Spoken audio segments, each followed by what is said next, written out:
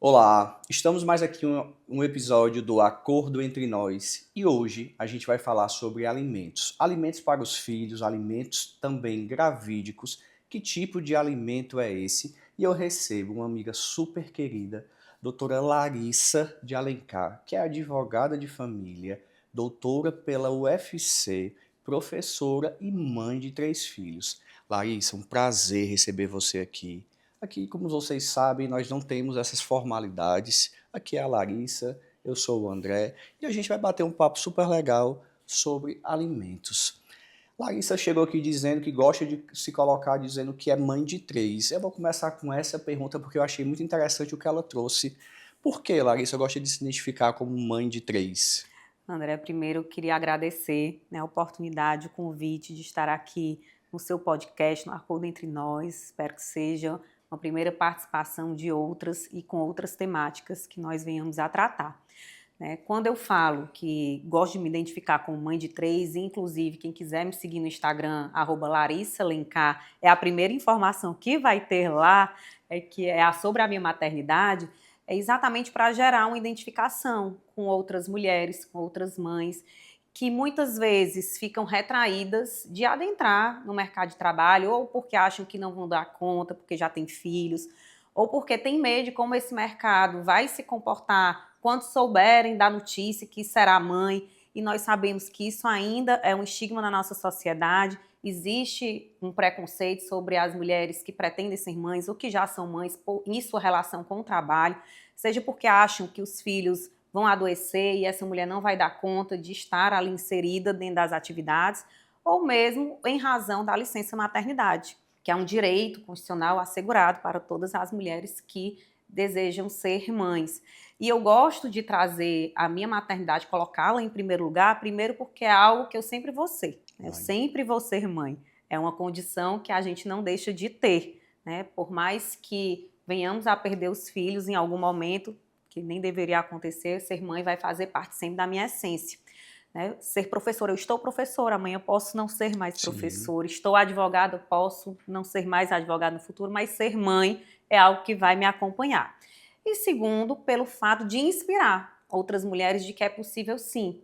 Você ser mãe, eu sou mãe de 3, então sou mãe de muitos filhos, sou mãe de pet também, tenho uma cachorrinha linda, uma Shih Tzu Salila, e sou professora, sou advogada, sou pesquisadora, e isso, a maternidade me auxilia. É tanto que a minha maternidade também está no meu Lattes. Perfeito. Ser mãe tem tudo a ver com o nosso tema de Com hoje, que é certeza. a questão dos alimentos. Obviamente, os alimentos, a pensão alimentícia, muitas vezes é deferida quando os pais se separam ou quando sequer não há nenhuma união e que existe ali o nascituro dentro do ventre da mulher e etc. O que são os alimentos, Larissa? O que é que engloba aí nesses longos anos, mais de década que eu sei que você atua no direito de família? O que é que você tem a nos trazer sobre o que compõe esses alimentos hoje, atualmente? Porque antes existia uma ideia que alimentos é assim, é o mercado, a feira do É a mercantil é feira, os isso. alimentos. Mas, efetivamente, o que é? O que é que a lei fala? O que é que os juízes tratam sobre isso, a jurisprudência? Vamos lá, André. A gente tem até uma música que eu costumo citar em sala de aula. A gente não quer só comida, a gente quer diversão, a gente quer arte. É uma música do Titãs, inclusive. E isso retrata um pouco, falando popularmente, sobre o que seria um Instituto dos Alimentos. Os alimentos, juridicamente falando, são prestações que precisam ser pagas para dar condição de subsistência para aquelas pessoas que sozinhas não têm condição de provê-las, quando a gente está falando de alimentos para menores ou incapazes, que é o caso, o tema do nosso podcast de hoje. Então, os alimentos, trazendo agora o paralelo da lei com a música, eles vão englobar, para além do sustento, da subsistência, eles vão trazer também tudo que é necessário para a complexidade desse sujeito em desenvolvimento. Então, ele vai englobar, está aí, alimentação, que seria o popular, o mercado, o alimento propriamente dito, mas não só isso. Ele contempla moradia, ele contempla educação, saúde, lazer, vestuário. Inclusive, desde 2010, os alimentos são direitos sociais, ou seja, são direitos fundamentais, estão no artigo 6º da nossa Constituição Federal, trazendo o atributo, a importância deste instituto para a dignidade da pessoa humana.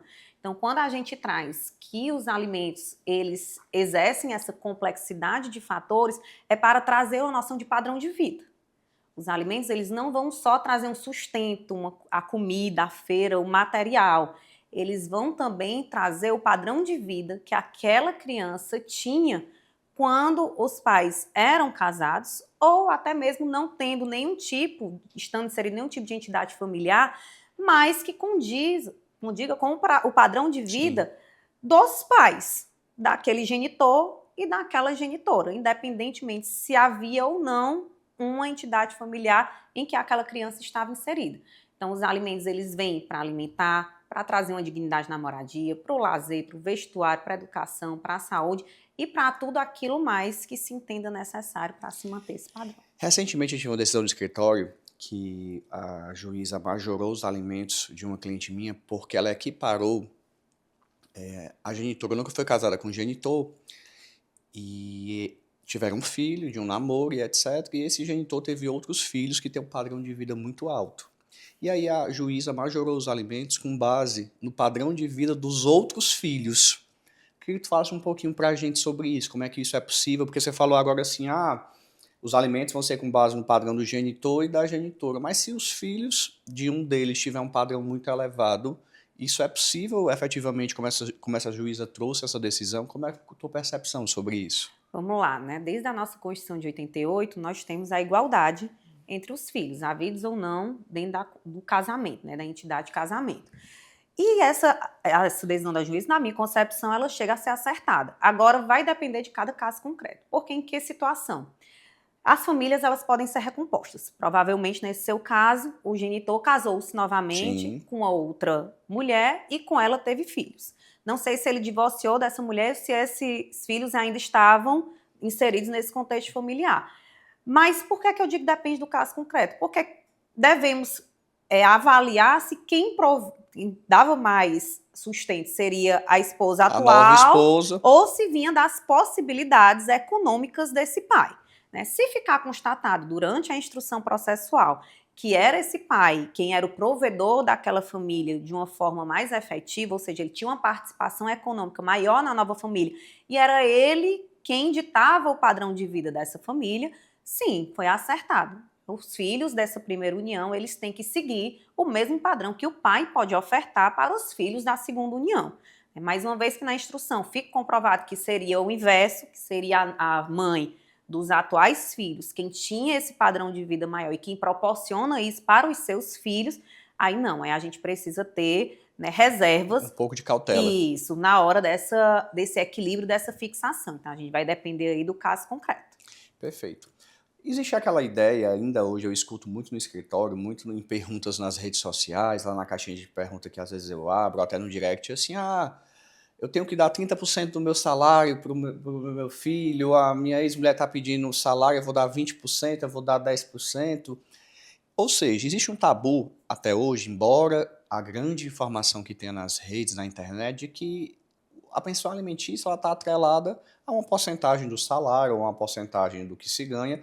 Você já trouxe anteriormente que ela está ligada à necessidade da criança, à possibilidade de quem vai pagar, e essa regra desses 10% do salário, 20% do salário. Existe, Larissa?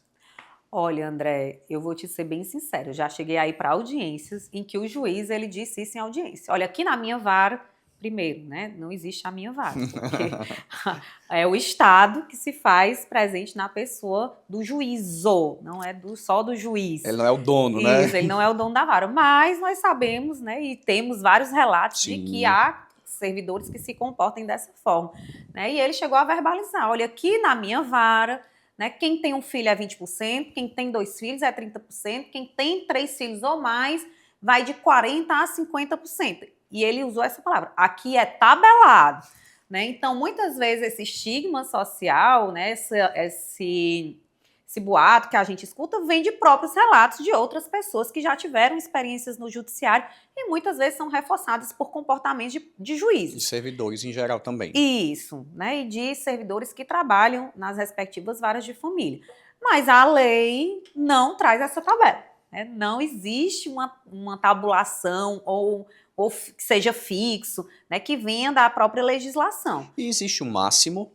Olha, a nossa jurisprudência hoje, né, ela não é que ela trabalhe com massa, mas ela diz também que quem paga os alimentos, ou seja, o devedor de alimentos, ele tem que ter também condições de garantir a sua dignidade e a sua própria sobrevivência para que ele possa conseguir arcar com os alimentos do menor. Então, o que a gente vê hoje na jurisprudência é que o comprometimento da renda do devedor não costuma ultrapassar os 50%.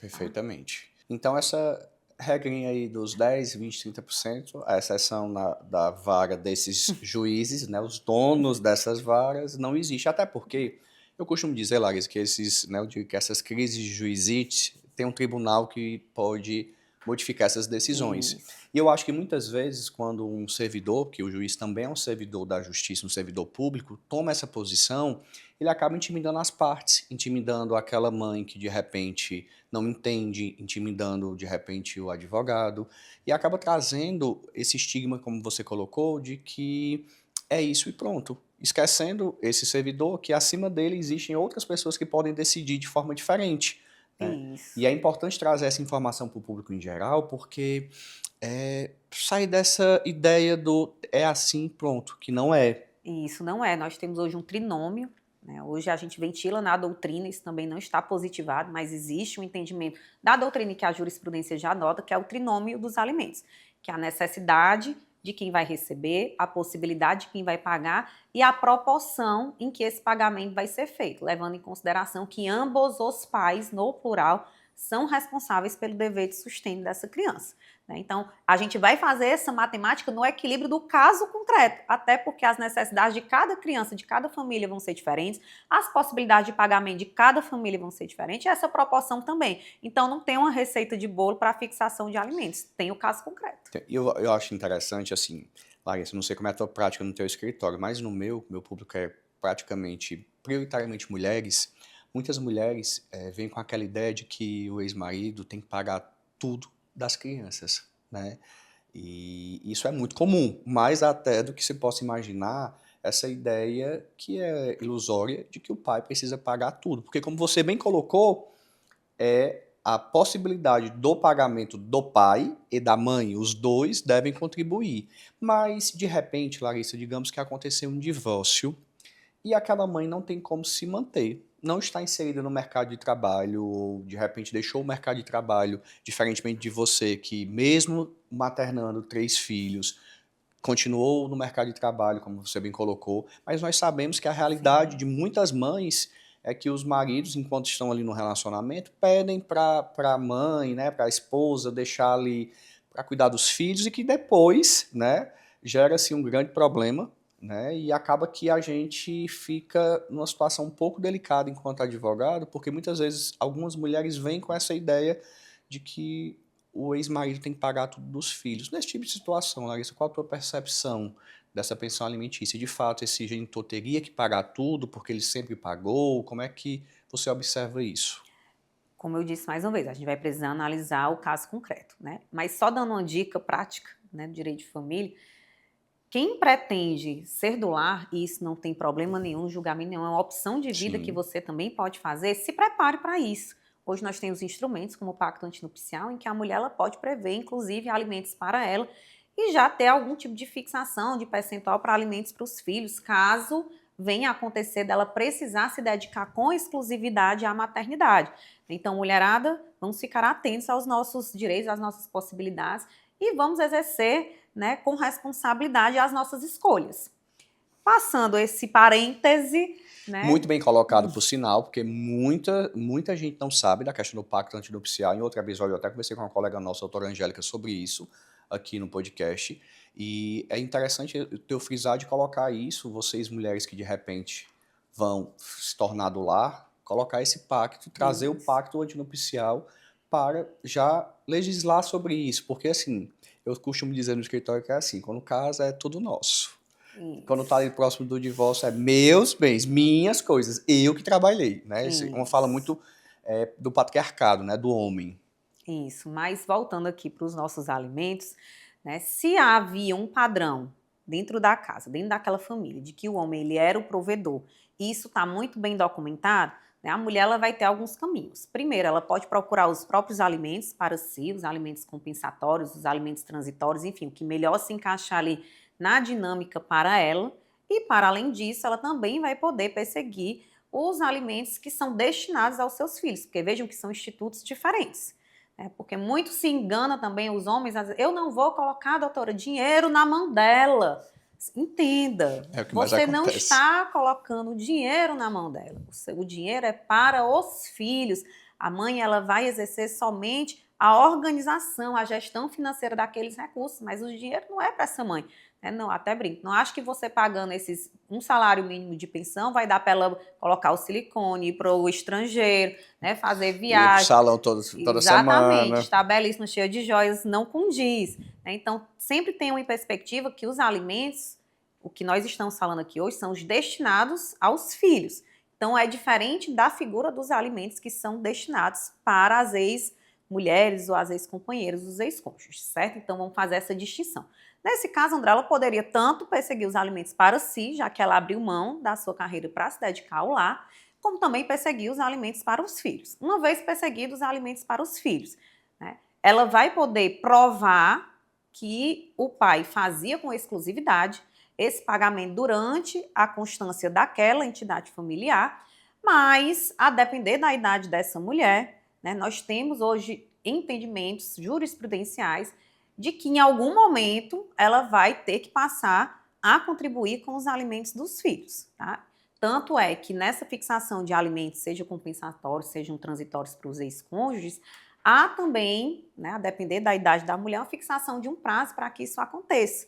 Tá? Porque o Instituto dos Alimentos para os Cônjuges não há uma presunção de necessidade como nos alimentos destinados aos menores e aos incapazes, porque os menores, nós todos sabemos, não podem sequer trabalhar, então eles encontram sim possibilidades pela própria lei de prover o seu próprio sustento. Por isso que há uma presunção de necessidade por parte desses filhos e por isso que os pais é quem devem sustentá-los. No caso dessas uniões em que somente um é o provedor, obviamente naquele momento ele vai arcar, sim, defendo nesse sentido, né, com a maior parte, né, desses alimentos. Nesse caso, obviamente, vai haver uma queda do padrão de vida, porque vai cair para todo mundo, tanto para quem vai pagar quanto para quem vai receber. Ah, doutora, mas ele tem um caso lá no escritório, é de uma família muito abastada. Para ele não vai fazer a menor diferença ele continuar pagando tudo praticamente e ainda constituir outra família e outra, porque há uma capacidade Sim. econômica para isso. E esse caso a justiça também é sensível, André, né? Como disse, tem um caso desse lá no escritório e a gente consegue a manutenção dessas despesas pelo genitor, em razão da capacidade financeira dele. Mas a gente sabe que essa não é uma regra dentro da nossa sociedade brasileira. E como você disse, né, cada caso é um caso, a gente precisa entender que, né, não é uma receita de bolo, não existe um padrão, existe um assunto sobre determinado fato, e dali vai se tirando o que é possível. Larissa, tem um outro instituto que é a questão, né, que é um dos nossos pontos aqui hoje, dos alimentos gravídicos, que muitas mulheres não sabem que esses alimentos existem, ou se sabem, entendem de forma equivocada. Né? Você falou muito bem sobre a questão dos alimentos para os filhos, a necessidade, da possibilidade, da razoabilidade de quem paga, de quem recebe, a necessidade presumida dos filhos, mas tem aquela questão em que a mulher engravida e de repente era só uma namorada ou não tinha nenhuma situação mais ali com o genitor. Como é que fica essa mulher durante a gravidez? O que é que ela pode, de repente, buscar no judiciário? André, desde 2008, nós temos legislação para os alimentos gravídicos. E esses alimentos gravídicos, eles acompanham a mulher desde o momento da concepção até o parto. E eu vou explicar melhor. Né? Em que sentido? Né?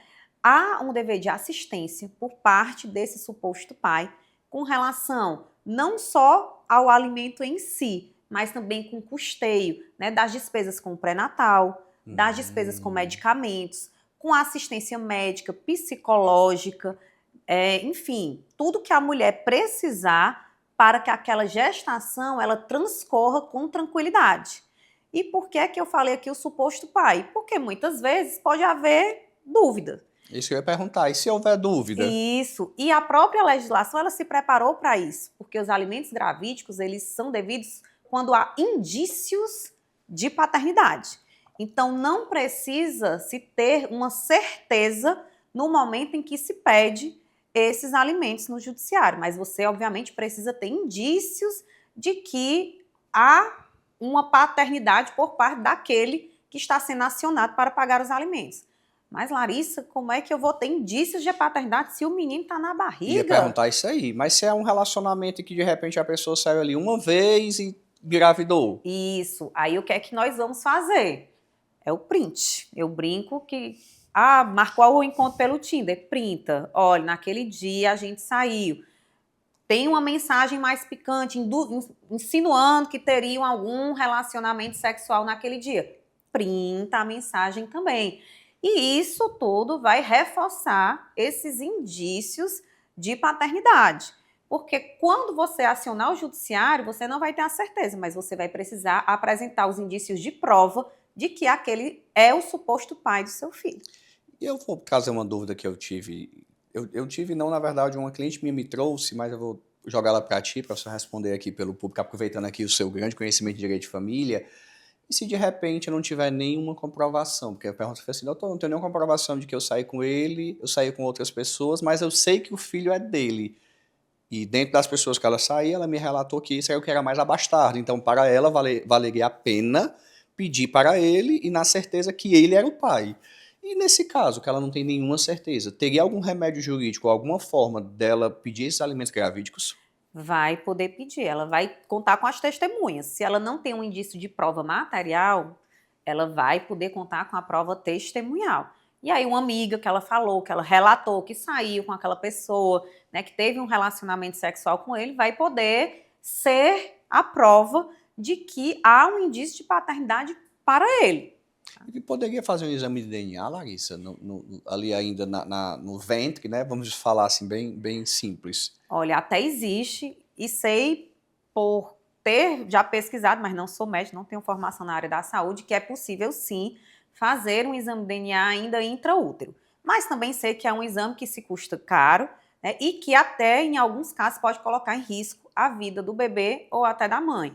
Então isso também vai ter que ser analisado de acordo com o caso concreto, se seria viável ou não, tanto economicamente como por questões de saúde, realizar esse exame de DNA intraútero. Perfeito. A gente sabe que pode realizar o exame de DNA depois que a criança nasce, né? Obviamente, aquele pai que tem dúvida, ele vai pedir efetivamente, com certeza, mesmo que ele seja obrigado a pagar esses alimentos gravídicos, nós sabemos que esse pai, via de regra, se ele tiver qualquer dúvida ou tiver qualquer outra circunstância, vai pedir esse exame de DNA após o nascimento dessa criança.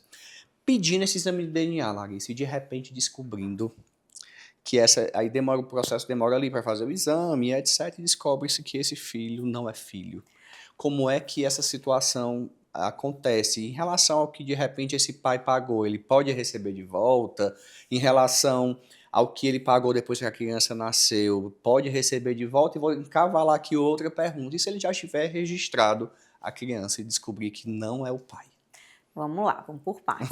Esses alimentos gravídicos, né, só para esclarecer quem está aqui nos vendo e nos escutando, quando a criança nasce, ele converte automaticamente em alimentos para o menor.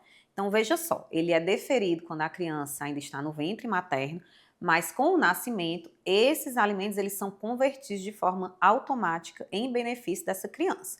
Então, para esse suposto pai deixar de pagar, ele vai ter que entrar com a ação ou exoneratória, ou se ele não está satisfeito com o valor, com a ação revisional, porque não há uma modificação de imediato com o nascimento da criança com relação ao valor dos alimentos que foram fixados. É o primeiro ponto. Segundo, doutora, nasceu, mas eu estou em dúvida, vou entrar com a minha investigação de paternidade. É um direito desse pai, ele vai poder ingressar na justiça com essa investigação. E uma vez que essa criança não seja filho, que foi o que o doutor André aqui nos trouxe, a gente tem um desafio. Por quê? Porque a própria lei, ela não traz a solução. O artigo 10º, que é o artigo que dispunha sobre essa questão de havendo má-fé da mulher que indica aquele suposto pai, ele foi vetado pelo presidente Lula à época no seu primeiro mandato. Então, esse artigo ele deixou de existir. E aí, professora, né, para onde é que vai essa má-fé dessa mãe? A gente vai trazer para as regras gerais do nosso Código Civil, né, que havendo fraude, havendo dolo nessa conduta, aí poderia-se haver uma discussão se haveria uma indenização para esse pai. Perfeito. Mas, regra geral, gente, ela tinha dúvidas. Esse caso concreto que o André nos trouxe, ela havia dúvidas. Ela tinha tido relacionamento sexual com esse suposto pai e tinha tido com outros, né? Então, poderia ser dele, mas também poderia não ser. Então, ela ali, ela estava numa situação de dúvida. Na dúvida, ela escolheu aquele que poderia prover melhor. Errada não tá, né? Havia uma dúvida. Veja, ela não teve um dolo, ela não foi de má fé. Não, eu nunca me relacionei com ele, mas vou indicá-lo como pai. Nesse caso, ela tinha dúvidas. Então, o que é que hoje a nossa jurisprudência entende? Quando há fundadas dúvidas, essa mãe, ela não é condenada a restituir esse suposto pai. Ai, doutora, não acredito, eu fiz o pagamento desses alimentos e agora? São irrepetíveis. Os alimentos pagos, eles são irrepetíveis, ou seja, você não pode pedir compensação nem devolução dos valores que você já pagou a título de alimentos. Então, é aquela questão do resignar. Pagou né? ou perdeu. Pagou, tá pago, não tem como pedir de volta nesses casos em que havia uma dúvida, tá? Então, a questão era essa. Tinha outra, André? Tem Me outra. lembra. Eu perguntei se esse pai descobre que, de fato, esse pai não é o pai. Pronto. E aí ele já tinha registrado a criança, porque a gente sabe que, geralmente, quando a criança nasce, já faz logo o registro por questões de plano de saúde, sim. etc. E várias outras coisas. E aí ele ficou na dúvida, de repente era um pai moreno, nasceu uma criança loura. E aí ele... acho que não é meu filho, mas estou pagando aqui a pensão, estou pagando aqui os alimentos provisórios, né, da conversão dos gravídicos em provisórios. E como é que o pai deve proceder num caso desse? Vamos lá, esse caso é um pouco mais complicado, porque hoje nós temos um instituto chamado filiação socioafetiva. Né? Então, doutora, eu registrei enganado. Ok, se você registrou enganado e na primeira oportunidade você já foi atrás de investigar, a sua situação pode ser mais fácil de resolver. Porque uma vez que se constate que você não é o pai biológico e nem criou laços de afinidade com essa criança, você pode sim pedir a exclusão do seu paronímio paterno e também dos seus familiares que constam na certidão de nascimento dessa criança, que são o nome dos avós, tá? Perfeito. Mas vamos para o segundo momento. Você registrou, deu assistência, a criança criou vínculos e laços de afeto com você.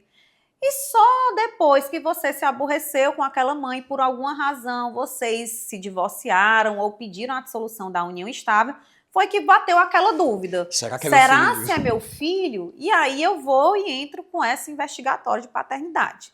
Né? Veja bem, o que aqui se quer proteger é a integridade psíquica da criança. Quando a gente fala de filiação socioafetiva, é um direito do menor também. Uma vez que você voluntariamente realizou aquele registro, né, trouxe aquela criança para o seu convívio, estabeleceu com ela laços de afeto e de uma hora para outra você quer romper com essa construção, isso para a criança, que é um princípio que a gente tem da proteção integral e do melhor interesse, não é saudável. Então, cuidado com as relações de afeto que vocês estabelecem, porque isso gera vínculos jurídicos e tem repercussões financeiras também, como no Instituto dos Alimentos. Mesmo que comprove que não é pai, mesmo que fique ali determinado pelo exame de DNA, mas se tiver havido vínculo, é um direito da criança e não do pai em tirar a paternidade. Exatamente. Aí o juiz vai investigar o tipo de vínculo que vocês estão. Se já tiver um vínculo consolidado de afeto, essa criança já lhe chama de pai, já lhe reconhece nessa situação, dificilmente você vai conseguir fazer essa alteração registral. Perfeito. E Larissa, digamos que o pai é condenado a pagar alimentos, ou até mesmo a mãe, tá? A gente está falando aqui de o pai ser condenado, que é o que via de regra acontece. Isso. Mas nós sabemos também, na nossa prática jurídica, de que as mães também, muitas vezes, quando as crianças passam a morar com o pai como base territorial, os filhos, ficando morando com o pai, geralmente a mãe tem esse dever de pagar a pensão alimentícia.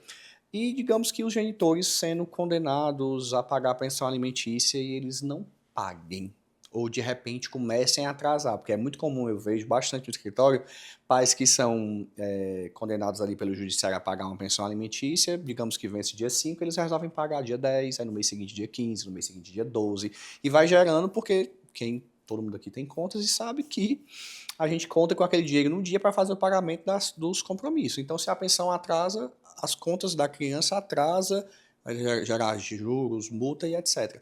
Nessa pegada, Larissa, quando o pai é condenado, ou até mesmo a mãe, a pagar alimentos, né, seja nos alimentos dos filhos que já nasceram, seja nos alimentos gravídicos, e não se é pago, o que é que pode ser feito? Nós temos um rito, né, depois que há uma decisão judicial que determine o pagamento dos alimentos, que é o da execução dos alimentos. E essa execução de alimentos, hoje no nosso ordenamento jurídico, é a única dívida que gera prisão civil. Então, é algo que eu sempre converso, deva ao banco, mas não deva os Pensar alimentos do antes. seu filho, porque há já na lei a previsão de que esse atraso, né, óbvio, nem todo atraso gera prisão, vamos só trazer esse esclarecimento, né? Há atrasos que vão gerar a determinação da prisão civil por dívida alimentar, que são aqueles atrasos de 3 meses, até 3 meses ali do atraso, você pode entrar pelo rito da prisão civil, e os atrasos que se prolongam mais no tempo, você vai poder entrar no rito que a gente chama de expropriação. Que é o rito da expropriação?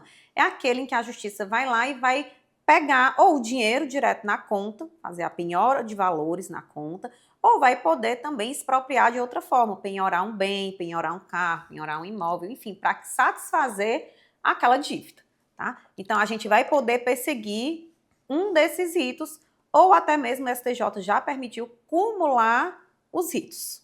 Gente, a gente quer ficar estudando a Larissa assim por horas e horas. Estou aqui tendo uma aula de direito de família, lembrando da minha época de faculdade, das minhas pós maravilhosas, assim, eu fico aqui, sim, quero saber mais e mais. Larissa, a gente sabe que esses alimentos, eles trazem muitas questões emocionais dentro dos processos, né? E eu falo muito, e por esse motivo depois eu fui fazer psicologia, porque eu comecei a perceber, advogando no direito de família, que as demandas, na maioria das vezes, elas são muito emocionais, né? Porque elas são carregadas de frustrações, de situações que não deram certo, de sonhos e etc. Nessa visão, Larissa, qual a tua percepção sobre essas emoções dentro dos processos de família que envolvem esses alimentos? Na tua prática, no teu escritório, nessa mais de uma década como advogada, que eu sei que você atua nisso, como professor, o que é que você vê de impacto dessas emoções, principalmente dessas mães? Porque eu sempre falo que as mães, na maioria dos casos, é o lado mais vulnerabilizado, até pela nossa sociedade ter esse nosso sistema de patriarcado, que infelizmente já deveria ter acabado, mas nós sabemos que na prática ainda existe muito. Na tua prática no escritório, como é que tu vê a questão dos alimentos e as emoções dessas mães? Como é que essas emoções impactam? Vamos lá, André. Eu sempre digo que a mulher, ela carrega, né, uma sobrecarga invisível de trabalho. E a maternidade está dentre essas cargas que a mulher carrega. Normalmente, e isso é uma regra geral que se visualiza na nossa sociedade, as mulheres ficam com o dever de cuidado. E os pais, normalmente, quando se desligam desse casamento, eles ficam só com o dever de prestar os alimentos, né? Existe muito um conceito de que não se é obrigado a amar, né? Não Sim. se é obrigado a dar afeto, se é obrigado a prestar alimentos. Não só pela nossa legislação civil, como a gente já explicou aqui para vocês, mas porque também existe o crime de abandono material, que é o artigo 244 do Código Que Penal. recentemente vem sendo bem falado, né? Isso, ou seja, não pagar alimentos tanto pode lhe gerar despesas no âmbito civil, como no âmbito criminal também. Mas e o afeto? Como é que a gente mede esse afeto? Como é que se paga por esse afeto? Como é que Isso. compra esse afeto? Hoje nós tivemos até uma mudança recente, porque já foi desse ano, acho até desse mês, no Estatuto da Criança e Adolescente, trazendo a questão de que abandonar afetivamente essas crianças também vai gerar um dever de indenizar, né? Então, nós começamos a abrir na legislação caminhos que antes nós só tínhamos na doutrina e na jurisprudência. Agora a gente encontra também dentro do Estatuto da Criança e do Adolescente. Mas, entre ter isso na legislação e isso acontecer na Na prática, prática, né, há uma dor, que é exatamente isso que o André está trazendo, né? Há uma dor desses filhos, há uma dor dessas mães, e isso vai ficar materializado nos processos de família, né? O processo de alimentos, ele carrega uma dor de crianças que têm ali o seu círculo de segurança rompido. Por que o círculo de segurança? Porque os pais, eles representam um porto seguro para os filhos. Quando os pais, eles se divorciam, já há uma quebra na estrutura daquela família e na estrutura emocional no desenvolvimento das crianças. Mas eu sempre digo, criança não gosta é de litígio, seja de pais casados, sejam de pais separados. Até porque pela psicologia a criança sempre entende que ela é o motivo e acaba que nessas ações de alimento, efetivamente ela acaba sendo motivo, embora não seja, mas ela acaba sendo Isso. motivo na percepção dela. Exatamente, elas ficam ali no meio, né, querendo ser providas de despesas que antes eram naturais e com o fim dessa entidade familiar passam a ser mais escassas. Às vezes as crianças deixam de ter atividades extracurriculares, deixam de frequentar um futebol, um balé, que antes faziam por conta dessa ruptura e do novo padrão de vida em que a família se encontra. E isso tudo vai repercutindo dentro dessa nova dinâmica que se estabelece. Então esse momento de dor ele vai existir. Vai existir para os filhos e vai existir para os pais. Quando eu trouxe aqui para vocês a questão dos princípios, tanto da proteção integral como do melhor interesse, é porque quando nós falamos de processos de família e, digo mais, de alimentos e guarda também, nós temos que ter um olhar para as crianças. A gente tem que se afastar das questões de vingança, que muitas vezes os pais ficam naqueles ganchos afetivos de querer utilizar a criança como um instrumento, né, de vingança para o outro. Por quê? Porque muitas vezes sabe que atingir os filhos acaba atingindo também de forma reflexa o outro genitor. Então a criança ela deixa de ser olhada e como um ser humano que precisa de afeto e passa a ser olhada como uma coisa que serve como instrumento de vingança para o outro. E aí nesses casos os alimentos eles são utilizados nesse sentido. E às vezes muito também dentro dos processos, como um assédio processual, né? Acontece muito, muito processo de família. Larissa, infelizmente estamos chegando ao fim. Queria ficar aqui a tarde inteira conversando, porque te escutar é muito bom, a forma como você traz, como você explica. Tenho certeza que quem estiver assistindo, quem estiver escutando, sai desse episódio entendendo perfeitamente a questão dos alimentos.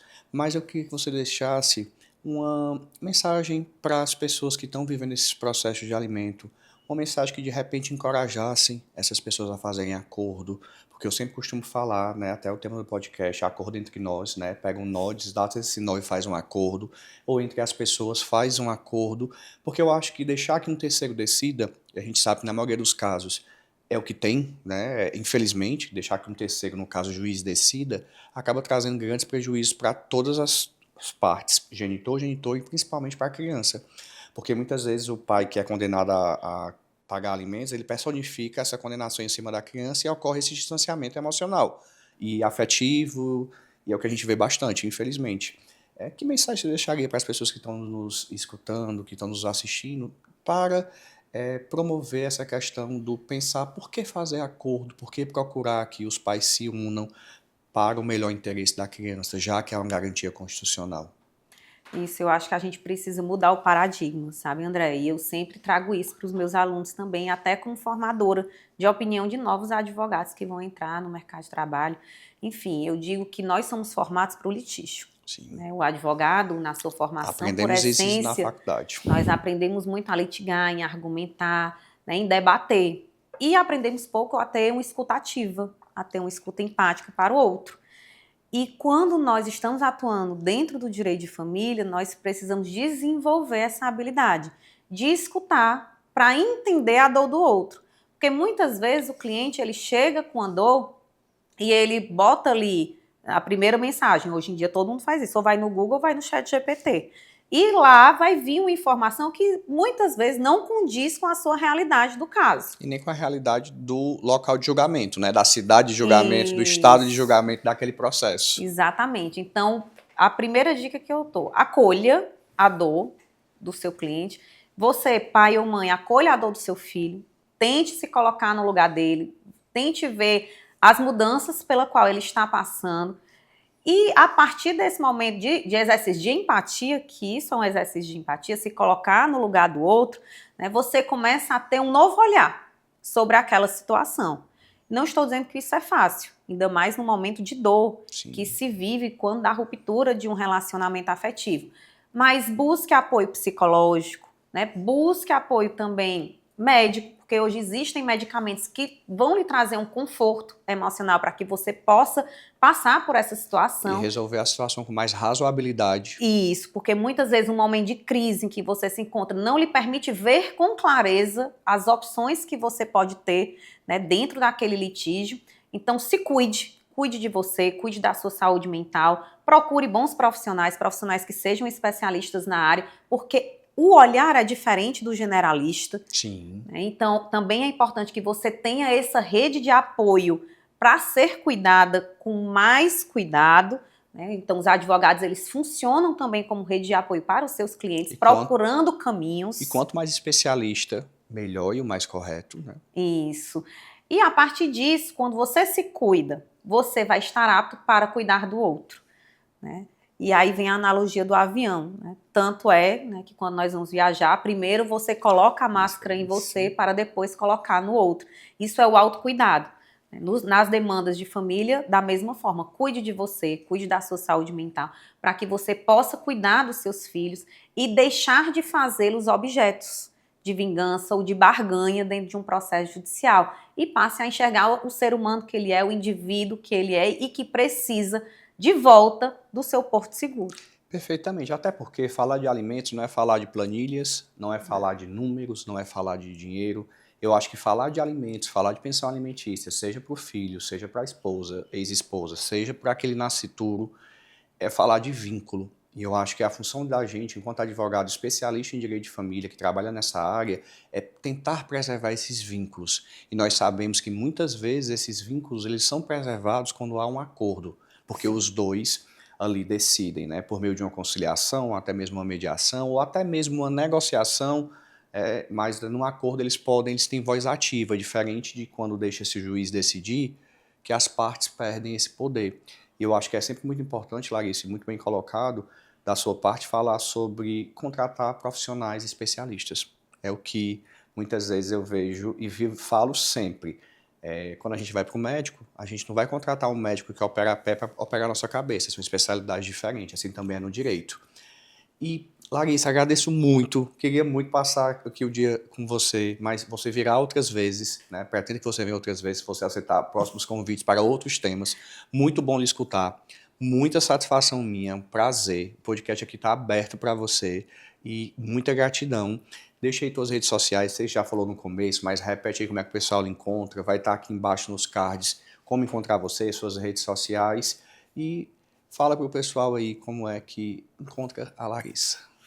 André, a satisfação é toda minha. Fiquei muito feliz quando eu recebi o convite, né, estar aqui hoje com você, com a sua equipe. Existe uma equipe aqui nos bastidores que nos acolhe, que nos recebe muito bem. Então, me senti em casa aqui no podcast, né, me senti muito à vontade para trazer informação para todos vocês e já está aceito o convite. Olha aí, ó. Em janeiro ela está de volta, viu? Temporada 2026, com novos temas. Eu sou analógica ainda nas redes sociais, não tenho TikTok, né? E só voltei no Instagram, que é o @LarissaLencar. Quem quiser me procurar, pode entrar em contato através do Instagram, pode mandar mensagem que eu respondo todo mundo. É isso, gente. Ficamos por aqui. Até o próximo episódio. Obrigada.